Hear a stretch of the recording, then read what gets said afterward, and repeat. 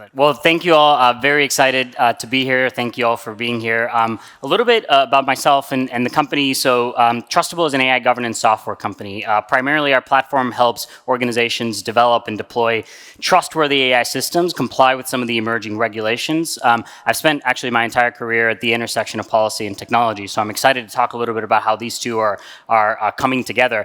I promise this won't be a product marketing pitch. In fact, I want to talk a little bit more about some of the observations that I'm seeing in the market with respect to ethical AI, accountable AI, responsible AI, trustworthy AI, all of these systems. And I tried to make this presentation accessible to both, let's call it experts and novices. So welcome any feedback that you have there. Talking a little bit about ethical AI, I think the challenge here is how do you define fairness statistically? When do you decide to disclose an AI system? How do you evaluate the risks of a particular system into society? These are, in essence, a lot of the ethical challenges and questions that all of us in the room are asking when we build and deploy these systems. I think it's clear that as AI continues to grow, and we saw this in the panel before, ethical AI is considered to be a differentiator for businesses. People want to purchase products from companies that are perceived as ethical. We're seeing this in the environment, and we're seeing this in the technology landscape as well. The challenge here is how do you define ethics and how do you operationalize ethics? Because they can be contextual and they can be very different depending on the industry or jurisdiction or culture. What is ethical in the healthcare space with a do no harm obligation is different in defense, where doing harm might be actually justified as ethical. So because of this challenge of ethics and not necessarily going too deep into the previous presentation, I think this is why we started to see an evolution into responsible AI, right? Responsible AI is a lot more than these four things, I want to be clear, but generally speaking, we tend to define it as fair, transparent, safe, and private. In essence, responsible AI is a commitment that you intend to follow, in essence, safe practices, right? But my concern is that responsible AI is becoming a buzzword. And my sense is that consumers and the government do not really want buzzwords to take a hold. And so even that, because operationalizing AI is a lot harder to do in practice, we ask ourselves questions. What does it mean to be responsible? Is it documenting my work? Is it having a responsible policy? Is it measuring for fairness or for bias? How do we demonstrate to stakeholders that we're actually being responsible, right? What's the proof? And by the way, this is a selfie of me speaking at a presentation earlier this year. That was a joke for those that... As public and regulatory pressure for AI increases, I think commitments are no longer going to be enough. Good intentions are no longer going to be enough. I think what we're likely to see is a transition from responsible AI to accountable AI. And what that means for us is say it, do it, prove it. Responsible AI right now is about saying it. Accountable AI is really about showing, actually doing the work and proving that you're doing the work. And what does this transition from responsible AI to accountable AI mean? It means that we're in essence going from public statements of measurable evidence to our work, and that we are going from a self-regulatory environment with many voluntary frameworks to externally mandated standards like the EU AI Act, which we'll talk a little bit about in future slides. I think accountability will be expected of emerging regulations, both for developers and deployers of AI. There are laws and standards that are coming up at the international, national, and provincial or state level. All of these will have some similarities, some differences. They will have obligations for technical and non-technical stakeholders. Navigating the emerging regulatory environment will be uncertain and complex for a little bit of time until we figure out all of this work. You all likely know, or at least have been exposed to the EU AI Act. We'll go in depth into that in a few minutes. But what I also want to highlight is that it's not just the EU AI Act.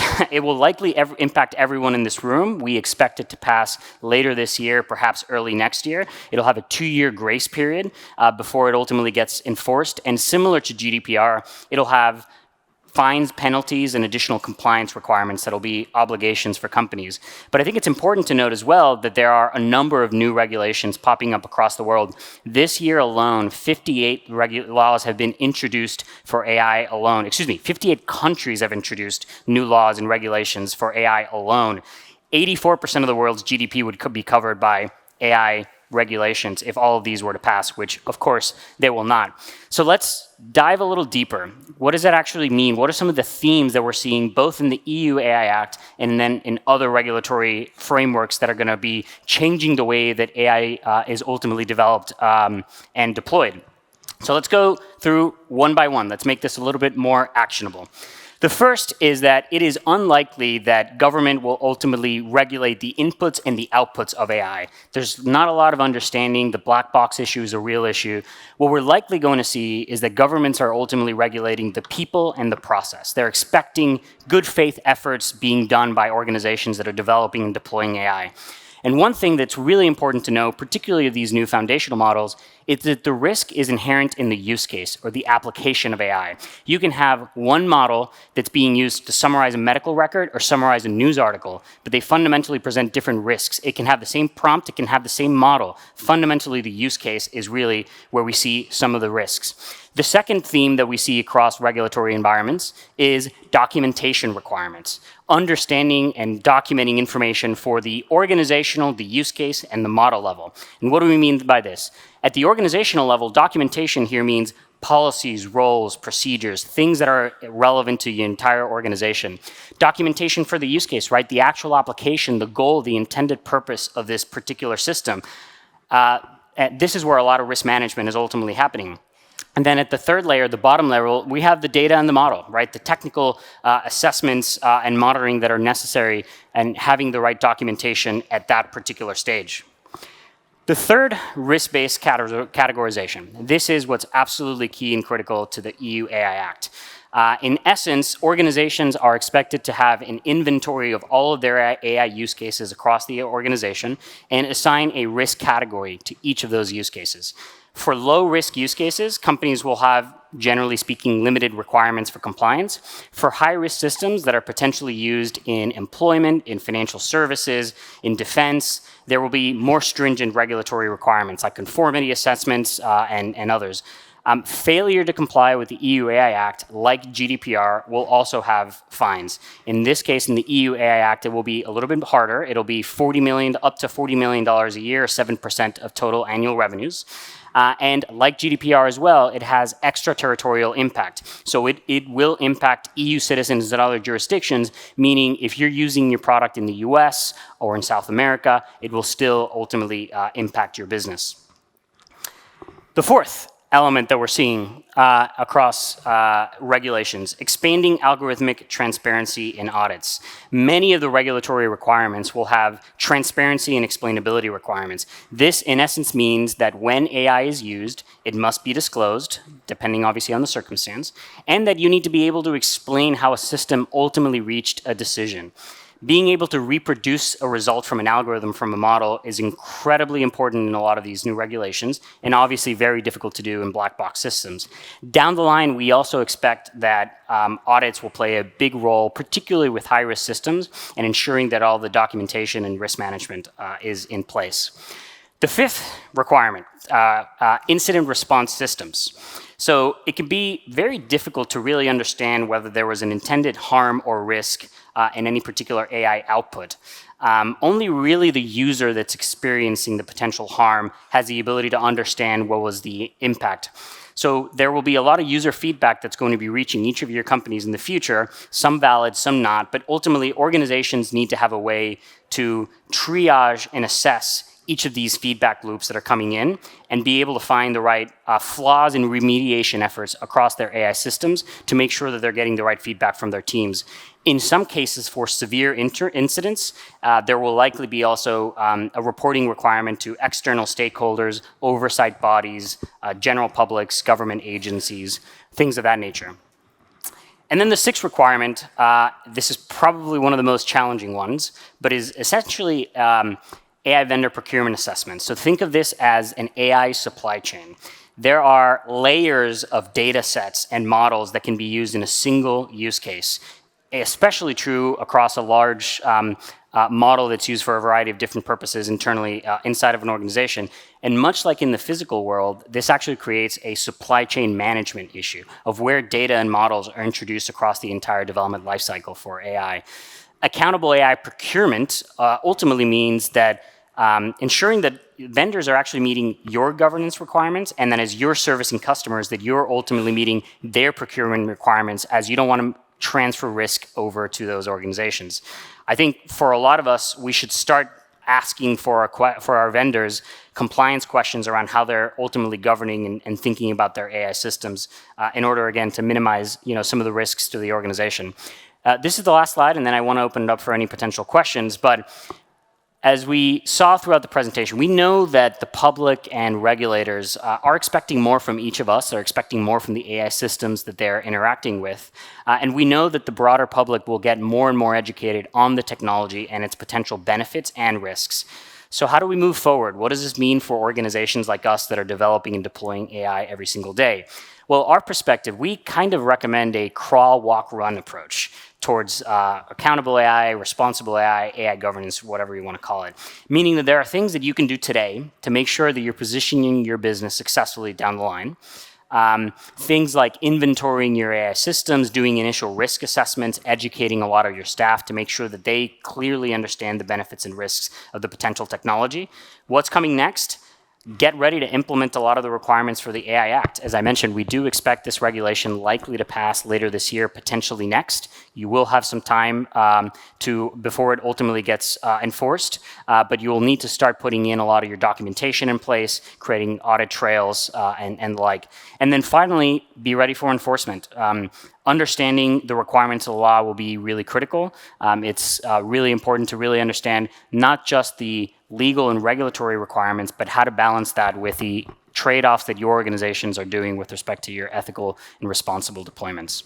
So with that, they told me to leave about 5 minutes for questions, so I'm happy to take on any questions any of you might have.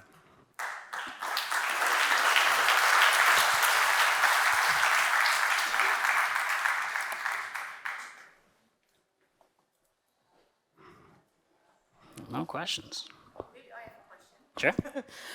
Because we just heard the other panel, and they maybe said we don't need a lot of platforms to increase the ethical considerations and the AI governance. And I would like to hear your reflection on the previous panel and how you see that this, obviously, you have a different view because you have a company in it.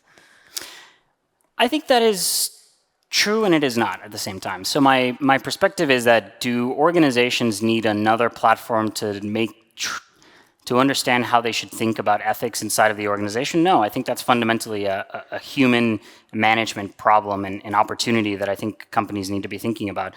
But I also think that the AI development lifecycle is increasingly complex. It's touching all sorts of different businesses and groups inside of the organization.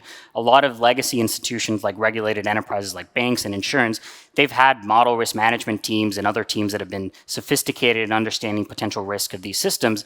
But now these systems are being used in human resources, in marketing, in all sorts of different departments. And honestly, there is no one single team that has the skill set and the expertise to be able to assess ethical, responsible considerations across all of these various use cases. And so our perspective is that as complexity for multiple different teams, multiple different jurisdictions increases, that the need to understand where AI is being used, how to manage this risk at scale, gets increasingly complex. And so I think AI technology is fundamentally different than other technology topics of the past. So I do think that there will be technology that's going to be needed and necessary to really manage this process end to end. Thank you. Yeah. In the meantime, I saw another question coming up there. How should we think about regulatory black holes in our interdependent world? I mean, if Europe and America and others do all this great stuff, and the networks are all connected to each other, and the vulnerabilities are things that happen outside of these regulated spaces. So by regulated black holes, are you in essence talking about bad actors getting access to AI systems that could cause things like manipulation at scale, or? So you have, let's say Europe, where you have a strong regulatory system, but there are a lot of other parts of the world that aren't regulated by Europe. The networks are connected to each other. So things that happen outside of these spaces can have massive impacts on what happens inside of these spaces. Yeah, it's a tough question to answer explicitly. I think you're definitely right. We're also unique to AI policy that we haven't really seen in other technology policies is that ethics and national security are getting embedded into these policies, right? In China, you have a regulation around generative AI that prohibits large language models from speaking poorly about the Chinese socialist system. That model would be inherently illegal in the United States and in Europe as well. In Europe, you have an approach that's a lot more about protection of civil society. In America, you're seeing a little bit more of a pro-innovation type of stance. So I think for multinationals, this is the fundamental challenge, is how do you create systems that are in essence compliant with all of these various jurisdictions? I don't know that I have the answer to that necessarily. I think the real challenge is going to be, in my opinion, bad actors. I think open source technologies, open source models are a great opportunity to democratize access to AI, but that also goes both ways. It is now easier to use open source models as a weapon that has no accountability into how they're ultimately being used. And so it's a challenging question that I think over the next few years we'll get a better understanding of how to think about those gaps. Yeah. So you've been talking with, supposed to be talking with companies, open source corporations. Do you think that there could be in the future like chief ethical officer, or it will be a role that will be assumed by the compliance department? So the question was whether I expect that there will be an ethical AI officer and whether that will be kind of lives in compliance. Some organizations already have chief AI ethics officers or individuals that are really responsible for this. The honest answer is I do expect that there will be some convergence between technical and non-technical teams that create a new category of group inside of an organization that is responsible for, I'm going to call it AI governance, which for me is the program or the process of enabling trustworthy and responsible AI. I don't know if it sits in compliance. I don't know if it sits in data science. I think over the next few years, we will see what that looks like. I think if we take the lessons from privacy and GDPR, privacy sits in the legal team. I think it's very possible that this kind of AI governance role, if it does get created as an individualized kind of role and team in some respects, that it does live in legal as it becomes more accountable.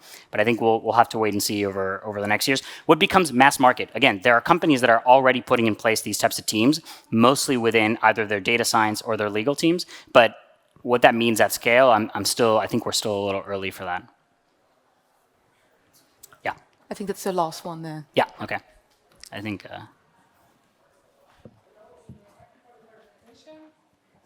I just have a question regarding, let's say I have a company and I'm training a model from the customer data and I have a consent from the customer. And later the customer decides to just revoke the consent. And I have the model already. And what happens to that model? Like I already trained the model and everything is, and we know that we can just use some techniques to recreate the data from the customers as well. Yeah. Yeah, I think that might be a little bit more of a legal question, right? Like, what are your terms of service between your acceptable use policy between the data of your customer and your own model? I think I've seen some terms of service that require data destruction of any particular proprietary data that is shared with you in the process of building a model on their behalf. I think if that is the case, that will most likely be a request to delete that data and not be used. So I think it ultimately depends on the legal language that you're ultimately being beholden to by your customer. I think if there is no consent, then I think that's a different equation. You're probably okay to use it. Then it becomes a bit more of an ethical question. Yeah. Great. Thank you, Gerald. Thank you.